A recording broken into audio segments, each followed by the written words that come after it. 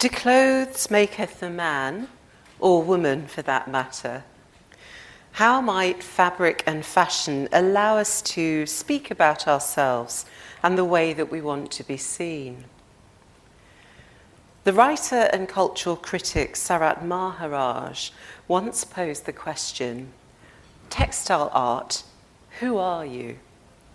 Going on to suggest that we might understand textiles under the chameleon figure of the undecidable, something that at first glance belongs to one genre, yet, on closer inspection, seems to stretch and pull that genre right out of shape.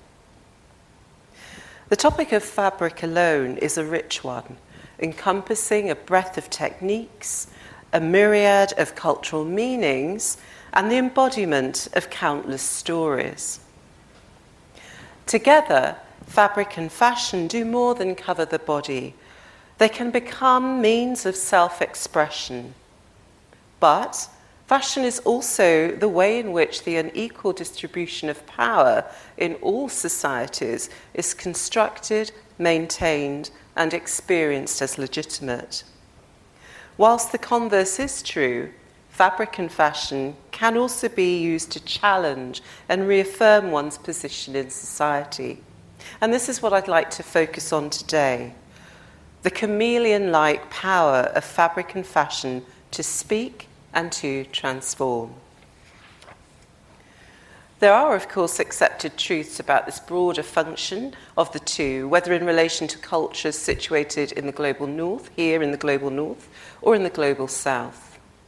It's easy, however, I think, to fall into the trap of assuming that all African fashions and ways of fashioning the body are always acts of deliberate creative agency, or that all African fashions have hidden political meanings rooted in issues associated with race. This is not the case. Some fashion creatives simply want to make beautiful clothes. Some want to be part of the European haute couture system, and some do not.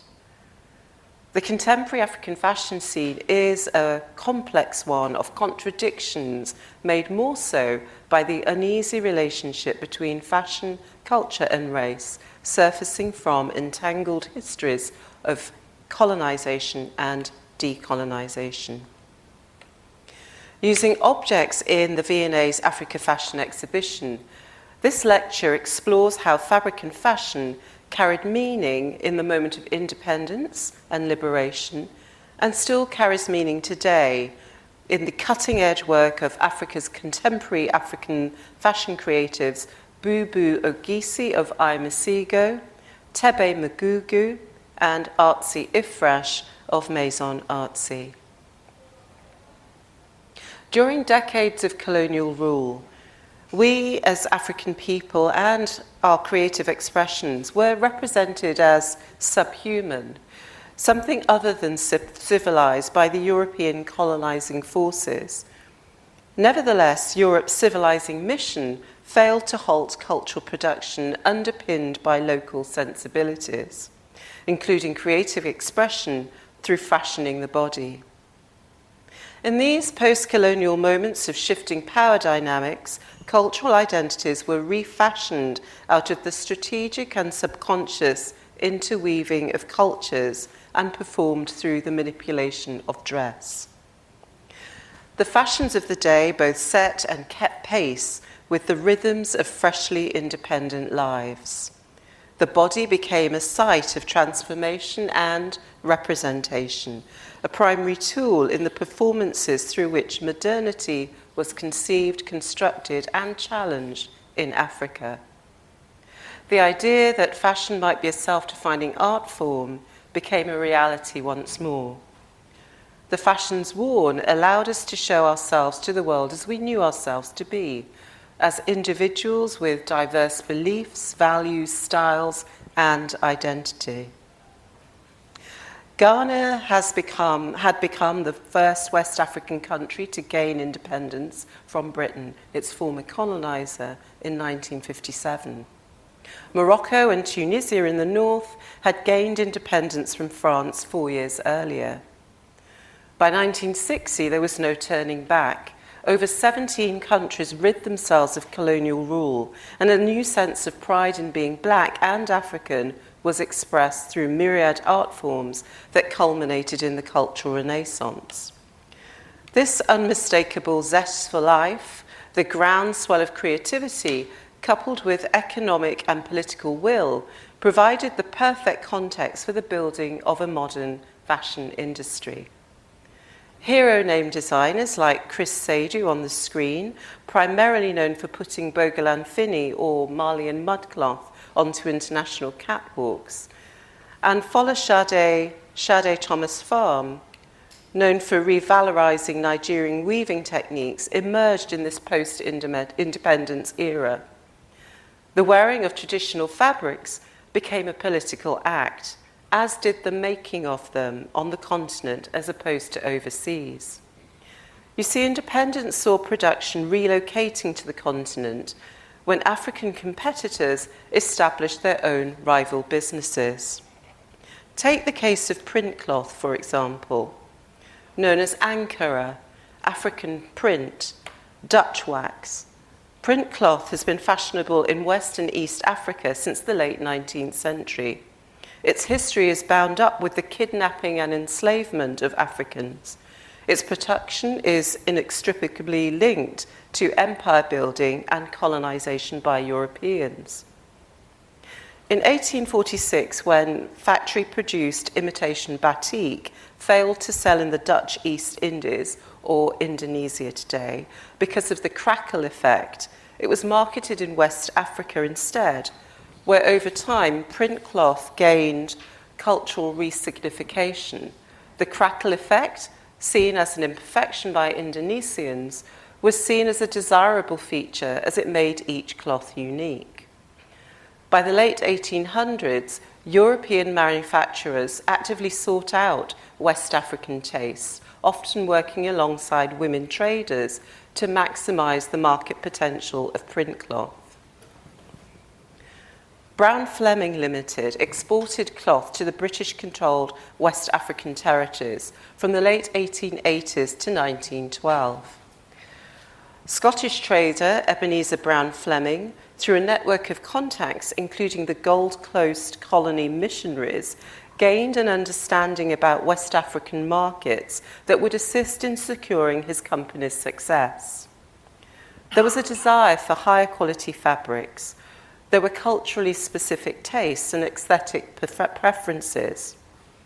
He also developed an understanding of the role that fabric played in the projection of social status, beliefs, and other significant information that wearers wanted to convey. Fleming's cloths were initially produced by HKM, based in the Netherlands. His own company was established in 1895 in Glasgow. He thereafter obtained trademarks for his own designs and others that he had appropriated. This example is thought to be a wrapper fabric designed in 1909 and sold in Ghana. The fashions of the day are clearly visible in the design. Notice the high neck tops, for example. Fabrics with designs like these would have found a market, a ready market, amongst members of the fraternal orders, so the Freemasons or the Orange Order or the Oddfellows. And when worn by the wife of a member of a fraternity within colonial society, this fabric would have had very specific associations. Hundreds, if not thousands, of textile techniques and traditions exist on the continent beyond print cloth, from Bogolan Finny, dating back at least 800 years in Mali, to Cuba, which originated over 300 years ago in the Cuba Kingdom, now the Democratic Republic of Congo. As artist Sonia Clarke is reputed to have said, and I quote, "Cloth is to the African what monuments are to Westerners," unquote. An observation repeated by sculptor Ella Natsui and many others. Such is the importance of fabric then and now. In the mid to late 20th century, as the various nations fought for and achieved independence, easily identifiable commemorative fabrics were produced. Commissioned by political parties and activist groups as a way of rallying support, these fabrics, when draped across the body, constituted powerful visual expressions of shared identities, ideals, and concerns. One such fabric is the newly acquired ANC commemorative print cloth. This silk screen print bears the Acacia, South Africa, Nkosi traditional fabric markers make on the lower selvage and was manufactured in South Africa in the early 1990s. Factory-produced imitation wax-resist fabrics known as fancy prints or fancy fabrics were introduced into Africa from Europe in the 1920s and 1930s. These cloths typically consisted of a photographic element combined with large blocks of colour and geometric pattern. Commemorative cloths like this ANC Mandela design sit within this genre of fancy prints. These printed cotton fabrics are produced to mark significant personal, local, national and international events like anniversaries, or to map the election of prominent local and international politicians. They were and are destined for practical use, for example, fashioning the body, or for carrying goods, or for adorning living spaces. Many commemorative cloths featuring the portrait of Nelson Mandela have been designed and manufactured in Africa, Europe, and China. The design of this fabric follows that of more historic ones with a border top and bottom, a central disc or aperture, and a crest. A black, green, and yellow stripe referencing the ANC flag provides a frame for a repeat pattern of wheels which stand for industry and ambition. On the green crackle effect ground, beneath them, a series of ANC slogans in capital letters are clearly visible. A better life for all, working together for jobs, peace, and freedom.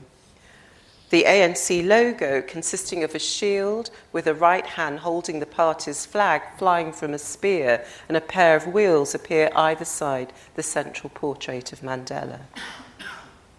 This particular length of fabric was originally purchased for a nominal sum in the 1990s at an anti-apartheid rally happening in Camden Town Hall here in London. Such fundraising events were not unusual. Across Britain, from the mid-1980s to the fall of the apartheid system in 1994, grassroots and left-wing organisations campaigned for South Africa's return to black majority rule. For example, in London on the 25th of March 1990, over 20,000 anti-apartheid demonstrators gathered here at Trafalgar Square. The British anti-apartheid movement was founded in Camden. It had grown out of the boycott movement, which had started in 1959 by exiled activists Tennyson Makiwane and Abdul Minty, as well as others, during growing opposition to colonialism and the subsequent call for independence. The boycott movement urged British shoppers to avoid purchasing South African goods, particularly fruit, a campaign that the donor of this fabric supported. Mandela had become the face of both the ANC and the AAM by the late 1970s, his portrait an instantly recognisable symbol of struggle. This length of fabric was never worn, however, rather it was used as a special occasion tablecloth. Post-independence, many new governments looked at reinvigorating textile manufacture to stimulate economic growth and therefore stability. They actively encouraged the wearing of locally produced cloths and invested in local textile mills. Countries also introduced protectionist policies to limit or even completely ban the import of foreign cloth. Success varied, but in Tanzania, the textile industry employed around 1 in 4 of the country's workers at its peak in 1980. Between 1961 and 68, 5 new textile factories opened there, and these companies were set up in direct competition with European manufacturers like Velisco in Holland, who had historically held a monopoly and are still a thriving business today, producing Dutch wax cottons. The Urufiki Friendship Textile Mill was opened in 1968, and it became the largest employer in Tanzania in the early 1970s. Factories like Urufiki were a source of national pride. Kanga, which you can see in the top left-hand corner of the screen, was one of the main products. Worn in matching pairs, kanga became popular among on the Swahili coast at the end of the 19th century. This particular one commemorates the 1967 Arusha Declaration, which was Tanzania's most prominent statement of African socialism. The text circling the house that you see, in which President Nyerere declared independence, translates as, "This house is indeed the place where declaration was born." In contrast to the various printed fabrics that I've discussed so far, the ankara, the Dutch wax, the commemorative cloth, the kanga, post-independence fashion designer Sade Thomas Farm chose to celebrate Nigerian woven textile traditions. She favoured muted colours rather than the flamboyant tones typically adopted by Dutch wax fabrics, which she felt allowed Nigerian fashions to be dismissed, or so she feared. Instead, she pioneered the use of Nigerian fabrics such as asha-oke, okene, and akwete. Her notable designs included the bubu, a simple paired-back style for women adapted from the men's agbada robe, and the pre-tied gele. She famously inserted a zip into the iro, making it more suitable for independent women on the go during this period. Remember, this is the 1960s. The iro would previously have needed adjustment during the day, and there was a risk of showing your toby underneath, which would have been highly embarrassing, according to Sade Thomas Farm. Innovations such as this epitomise her creation of an aesthetic that was visually expressing nationhood, modernity, and cosmopolitanism from newly decolonised Nigerian perspectives. She also is key in contributing to the development of a professionalised fashion industry in Nigeria, but more widely across the continent. In thinking about the work of contemporary fashion creatives on the continent, I'm reminded of the narrative potential of post-independence fabrics and fashions. And I'm also reminded of writer and cultural critic Kobina Mercer, who, in calling out the issue of continuing to speak or to critique or to create work from a position of lack, spoke of a collaged or bricoleur aesthetic that characterises discourse and artistic practices. He suggested that this is rooted in and rooted through a relational understanding of identity distinct to African and diasporic experiences. He described it as a way of working that reflects the rupture and fragmentation of African histories impacted by kidnap, enslavement, and colonization on the one hand, but also the creativity and syncretism that emerged in this same context as cultures clashed and coalesced. Bricolage and syncretism go hand in hand. There can be a coming together of seemingly disparate influences to create a harmonious whole. And this is something that connects the creatives that I want to focus on next. Contemporary fashion creative Bubu Ogisi of Imasigo writes, "My work focuses on decolonizing the mind thoroughly by engaging with socio-political questions relating to religion, gender, traditions, symbols and scripts, tribes and magic, as well as issues affecting the future of our ecosystem. How do we embrace our histories as having passed and now move forward?" Every Imasigo collection is a meditation on a particular fabric and fibre tradition, from Congolese raffia to West African strip weave cotton. Ogisi's Chasing Evil collection examines the Belgian exploitation of the Democratic Republic of the Congo and the exploitation of Africa as a whole. Other inspirations include the Congolese figurine Nkondi Nkisi, which is used for protection. Her ongoing use of deconstruction the finished fraying edges that you see on the screen, reflects this process of decolonization. This is just one of the features, one of the recurring features of her work. But Ogisi's practice is genre-defying, encompassing fashion design, filmmaking, and textile art. In the 2022 exhibition, I'm Not Myself, presented at the Tetley in Leeds, Ogisi, inspired by the adornments used in the sacred practices of the Nwat Tante of Burkina Faso, the Bedu of Ivory Coast, and the Ogbodu Inyi of Nigeria, explored masquerade and myth, or in her hands, new myth-making, as processes of decolonization. The install included a handmade tapestry and 4 checkerboard flags commissioned for the Tetley's roof. The exhibition as a whole was effectively about healing through ritual, whether traditional or new, newly invented by the artist, and the two were deliberately blurred by Ogisi. She deployed a mix of natural and man-made fibres to do this. In contrast, and coming now to Tebe Mugugu, Mugugu's Autumn-Winter 2021 Alchemy collection centres on African spirituality and the relationship we have with our ancestors. For this collection, he collaborated with Noentola Kumalo, a stylist and traditional healer. Kumalo threw her divination tools onto a mat, including goat knuckles, a police whistle, and a dice, which Mugugu then photographed and abstracted into the print that you see on the screen. The relationship that one has with one's ancestors is foundational to many African spiritualities. Breaking that relationship can result in existential angst or other illnesses. So Mugugu, through fabric and fashion, enters a conversation with the healers who he sees as conduits that allow us to keep connected to our ancestors and also to the divine.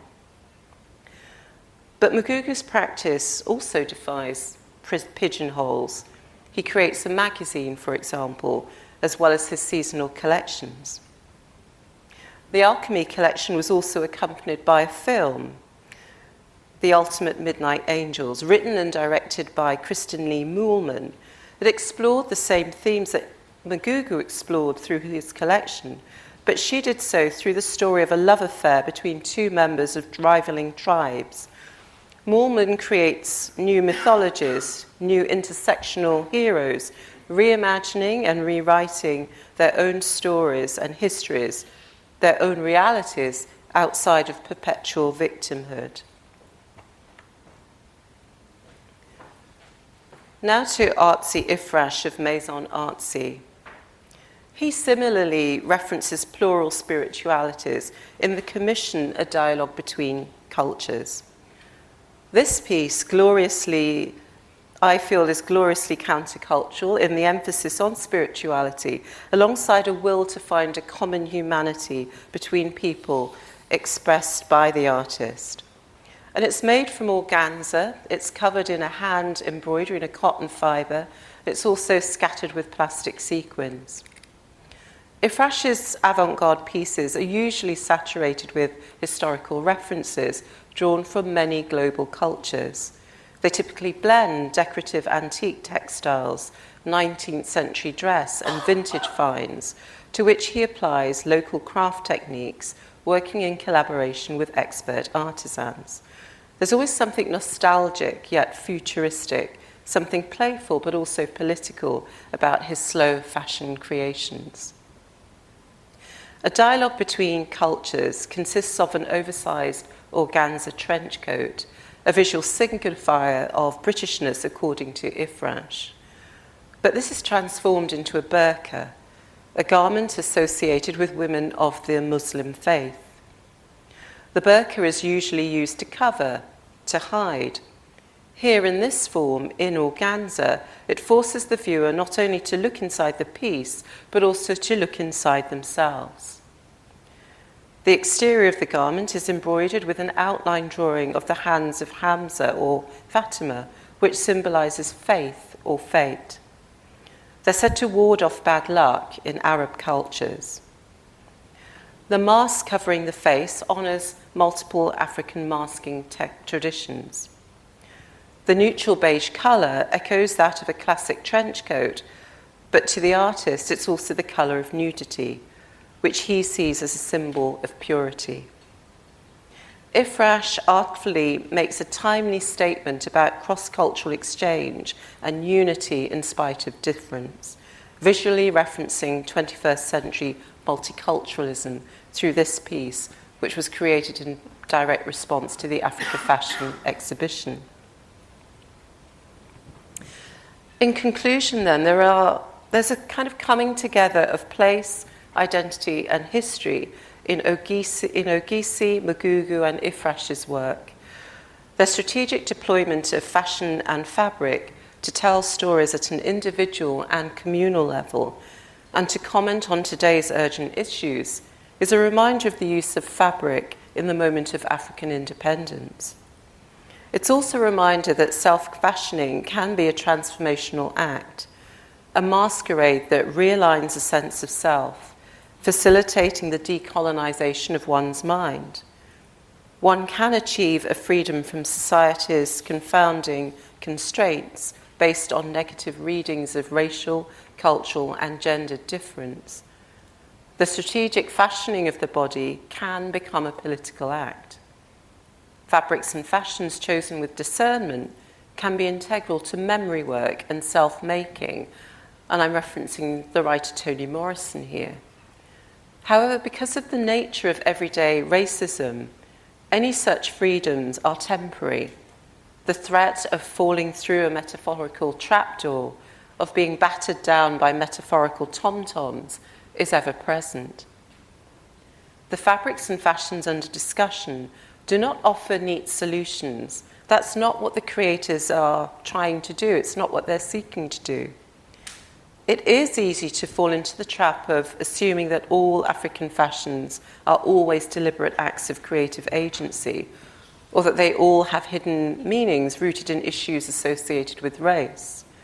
But when worn, like second skins, these particular fabrics and fashions make visible the chameleon-like process of becoming that echoes the lived experiences of many of us of African heritage, where being itself is a political act.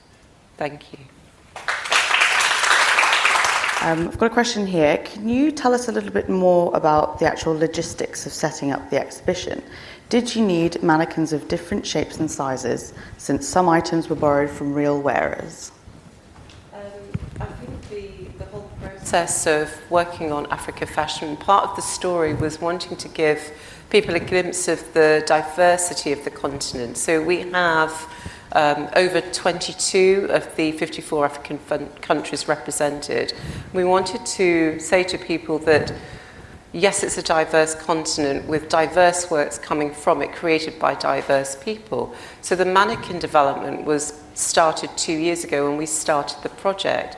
We knew from the beginning that we wanted to reference as many skin tones as we could do through the mannequin development, as many hair textures as we could through the mannequin development. And so we landed through consultation with our internal staff network, people of colour, for example, and other community panels and so on, and the youth co-design group. We landed on 4 skin tone representations and 4 hair textures or hairstyles. The other thing that's quite interesting, prior to joining the museum world, I worked in the fashion industry, and it was really intriguing for me to see that within museum worlds and within museum galleries, you build out your mannequins to fit your garments, whereas in industry, you do the reverse. In industry, you're constantly pinning away fabric, whereas in the museum world, you're building out. So what's been really interesting is seeing the different shapes and sizes, particularly when it comes to sections of the exhibition, like the co-creation section or the made-to-order section, where we are showcasing works worn by everyday people. So, of course, they're different sizes and different shapes. So that's a really interesting process and an interesting touch that really brings the garments to life. Do you have a personal favourite amongst the collection? If It's you're really allowed to have hard. I mean, you shouldn't really have favourites, and it does change depending on what I'm looking at or what I notice when I go in. But the exhibition itself, it's ensembles, it's adornments, but it's also film and photography. So I think in terms of an ensemble, one of my favourites has to be the first ensemble that you see, and it's a beautiful fuchsia pink ensemble that's been created by the couturier Iman Aissi. And it references, he starts the exhibition for us because he has a foot in multiple fashion cultures. He has a foot in different artistic traditions. And he really says that African fashions can look like many different things. There are many different ways to be African and fashionable. And so for Iman Aissi, he's not afraid to use his agency, and what he wants to do is be part of the couture system in Paris. So he begins the show, but he's part of the couture system in Paris. And the actual ensemble, it's fuchsia pink, and it's a draped backless top, fringed with Cameroonian raffia, and then it's worn with these fabulously tailored palazzo pants. So you get this blending of references from his own heritage. So the top is almost like an agbada robe that's been fringed with raffia, and then you get these wonderfully tailored trousers that reference the European fashion system. So I think that Iman's work is a particular favourite. And then when you go to the show, and I hope that you do go to the show while it's on, one of the other things I love, if you look up into the ceiling, you see the fabulous film that's been created by Lakinogan Banwo that echoes the zest of life in the independence era.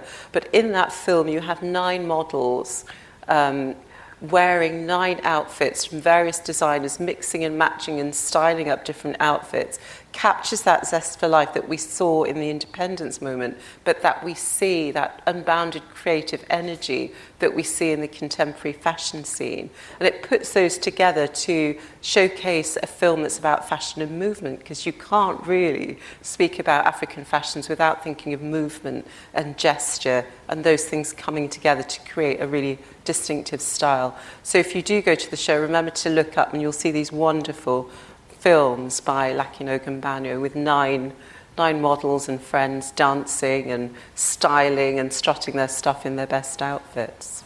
Yes, indeed. Thank you. Could you tell me realistically who would buy and wear an organza trench coat come burqa? I don't know what sort of prices we're talking about. You didn't mention the accessibility of any of the garments that you showed in the exhibition to the ordinary consumer. And who is the ordinary consumer? And who would buy a garment such as this? I wonder if you could talk a little bit about the financial aspect of things. Thank you. So the question is about markets in essence, and like all fashion systems, there are many different entry points into the African fashion scene. The exhibition showcases, yes, high fashion. It showcased artistic pieces like the artsy Ifrash piece on the screen. It also showcases ready-to-wear. Within each of those sections, so ready-to-wear is kind of the equivalent of high street fashions or middle market fashions in the UK. So we're giving a glimpse of the spread of different markets, different fashions within them, but also the artistic pieces like artsy Ifrash's artistic response to the Africa Fashion exhibition.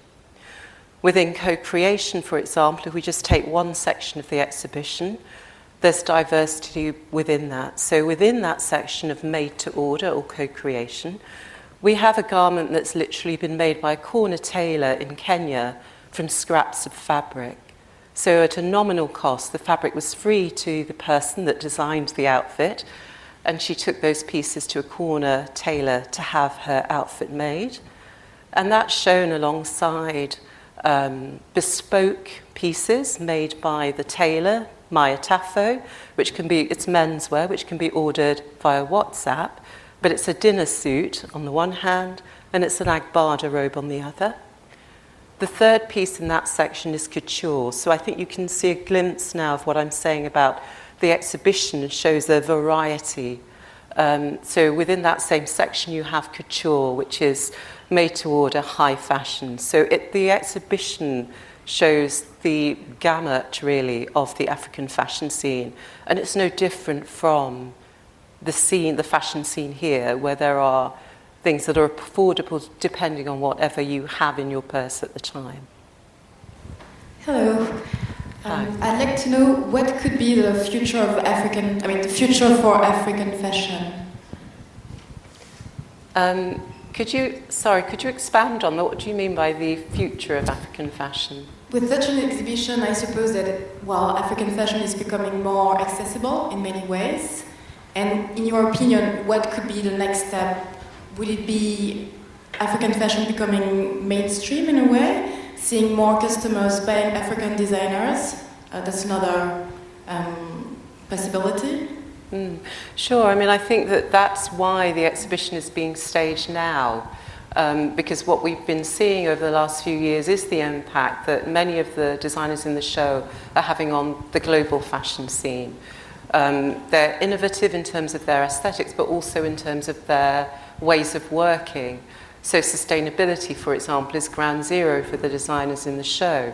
So there is a way in which we feel that it's African creatives that are shifting the landscape of global fashions. And I think that that's only set to continue when you look at some of the collaborations that are happening with global north companies, when you look at African creatives at the helm of fashion institutions, whether that's Edward Enninful at Vogue, for example, or Kenya Hunt at Elle, IB Kamara now designing for Off-White. So I think that, and of course the late Virgil Abloh.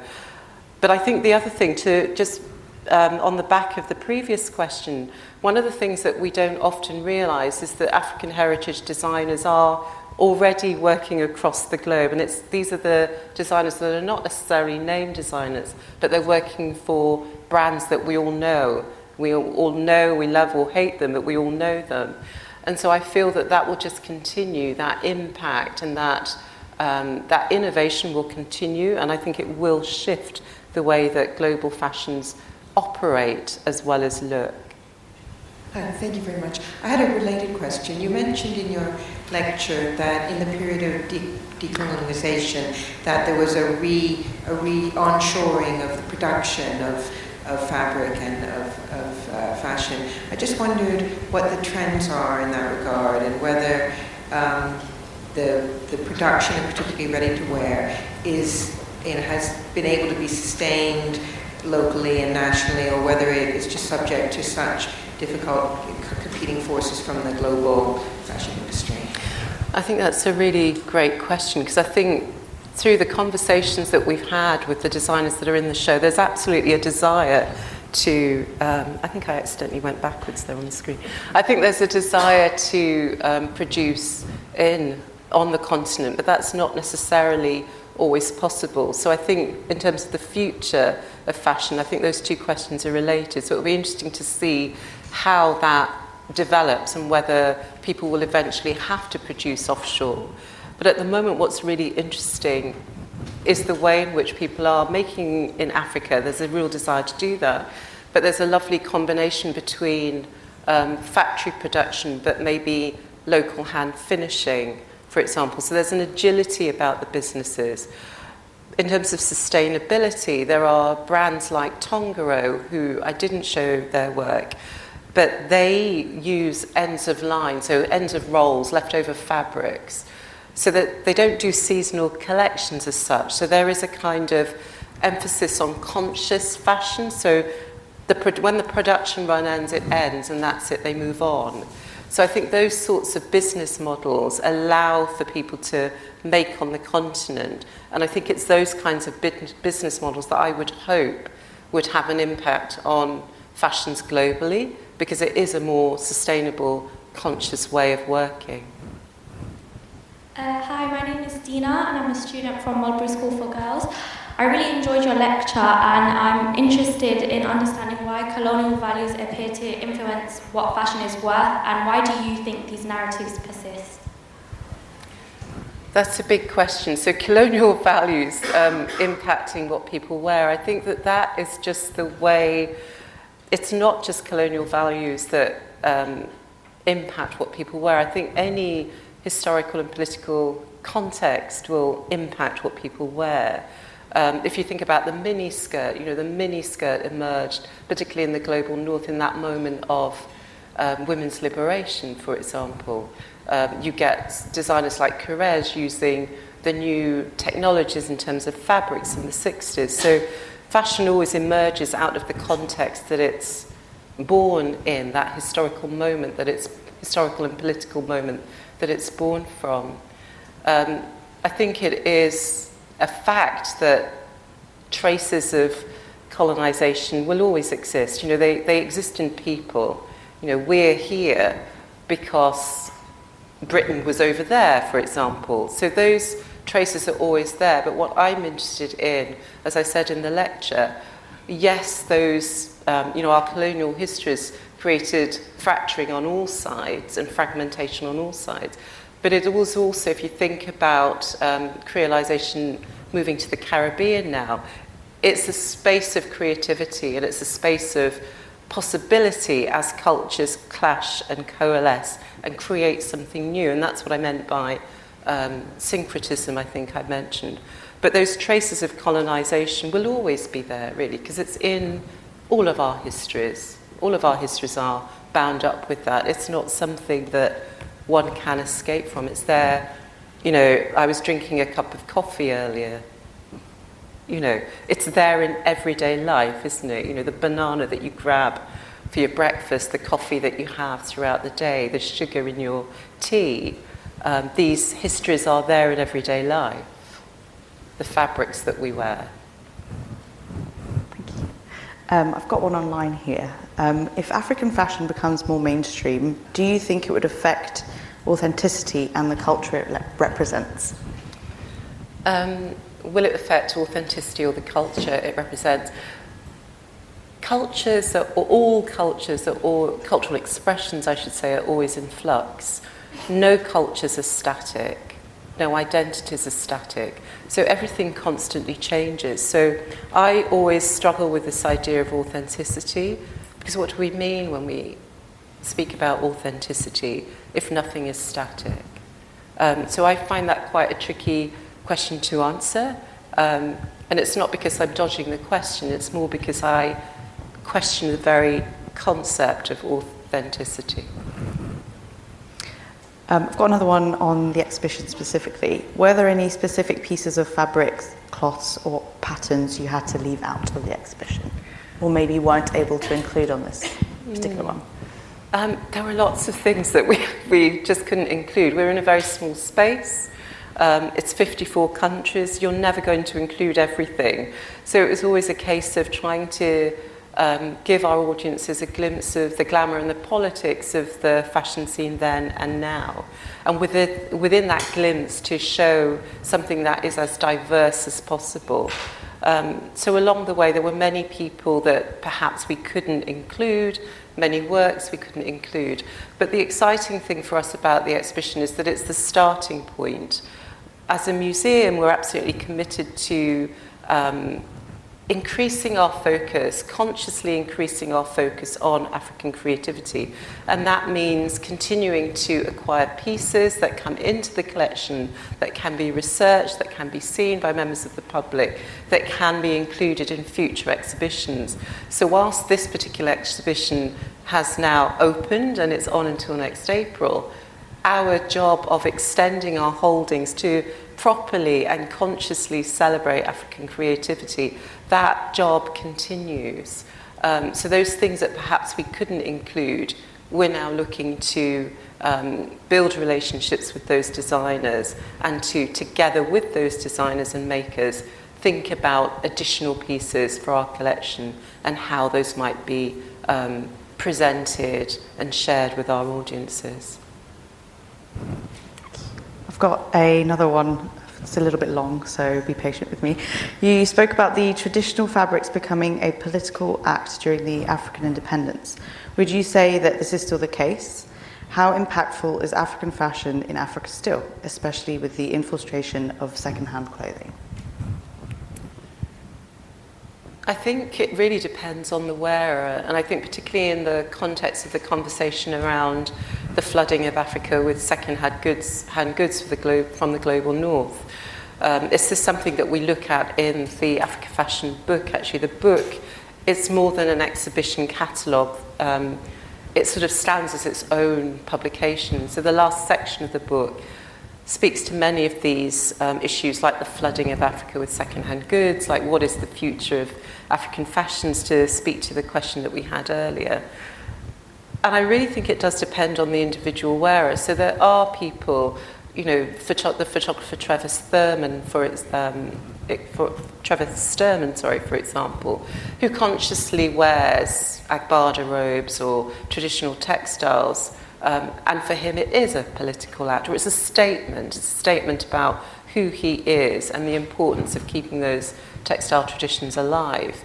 Or you have people like Mama Nike in Nigeria really championing Adare, or designers like Ewa Mete working with local artisans, local women to produce hand-dyed, hand-woven organic cottons. So it really is down to the individual wearer and the individual maker. But I think what's exciting is this coming together of many different traditions, whether it's from the global north or the global south, coming together. And for me, it's important, I feel it's important to keep those textile traditions alive. Perhaps it's through fashion education. So there are organisations like CIAF that is looking at fashion education on the continent and ways of keeping those textile traditions alive. But this idea of keeping something alive, recognising that things constantly change. So it's not about pickling something in aspic. It's not about trying to fix something. It's more, how do we, like, you know, Enque developing Dakala cloth, a new strip weave cloth that's made out of recycled denim. So these are the exciting things that we see happening on the continent, where people are absolutely keeping those traditions alive, but inputting innovations into them. Because because like high fashion is like very dominated by Western culture, do you think that in the future African fashion will have more of an influence in high fashion and will be seen, like, will be worn by celebrities, and in turn will it have an impact on fast fashion as well? I think we're already seeing that. If you look at designers like Tebe Magugu, who is showing work at the international catwalks, is in international high fashion magazines, you see his presence there and his impact there. You also see designers like Tokyo James dressing Burna Boy, or you see Tongoro dressing Beyonce. So I feel it's already happening and it will continue. But I think for me, what's particularly exciting is the fact that African creators are using their agency, choosing how they want to work. Some people are really wedded to this idea of high fashion. Other people, it's all about ready to wear, or it's about, I'm a corner tailor, I'm just making this and I'm happy to do that. So I feel that that is, for me, the exciting thing. And they're all as creative as the next person, whichever level of the market they're in. You know, I quite admire the Sarah Dioffs at Tongoro, where she will make just a limited edition of things, and she doesn't want her business to become, you know, a blockbusting huge empire. And I think that's a different model of fashion, and for me that's really refreshing, and it feels like a conscious way of making fashion. So not always chasing the largest order, not always chasing that celebrity. I find that really refreshing. Thank you for your presentation. I just thought when Asian food come to Western world, you need to adapt. You always change the original taste.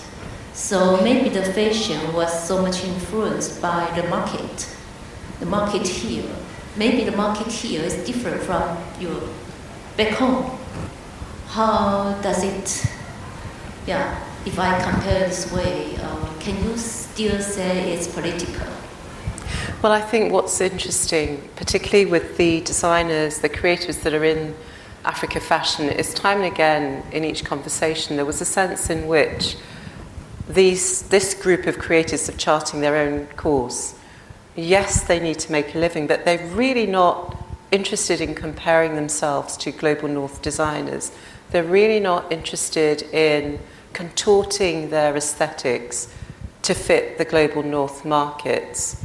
I think the global north markets are find what they're doing interesting, but I don't get, and I think this is exciting, I don't get a sense of people contorting themselves or watering down their message. Bubu Ogisi, for example, doesn't water down her message. So her garments, the ones that I showed on the screen, you can look at them and they're aesthetically pleasing. If you choose to, you can actually try to understand what her research is and what she's looking to explore through the works. So they operate on different levels. But I think what is refreshing is this, we're charting our own course. We want to build a sustainable fashion industry on the continent. Great if people in the global north like what we're doing, but we're not going to bend and contort to fit what the global north is expecting. And to use your analogy with the food, we're not going to shift and change our dish and pull it out of shape to fit the global north. I'll take one more question from the online audience. Could a person's class, status or tribe be identified by the type of fabric or pattern that was worn in the past? I suspect it could in the past. Beyond that, because I'm not a textile historian, I can't go into detail with named examples, but we worked in partnership with the textile historian John Picton. So on the V&A website, you can find further essays about different fabric types and the meaning behind certain fabric types. So please do have a look at that, or more broadly the work of John Picton, who's a real pioneer in this area of the way that fabric depicts class, culture and tribe or ethnic group. Note, thank you all for your attention. Please join me in thanking Christine again for her wonderful lecture.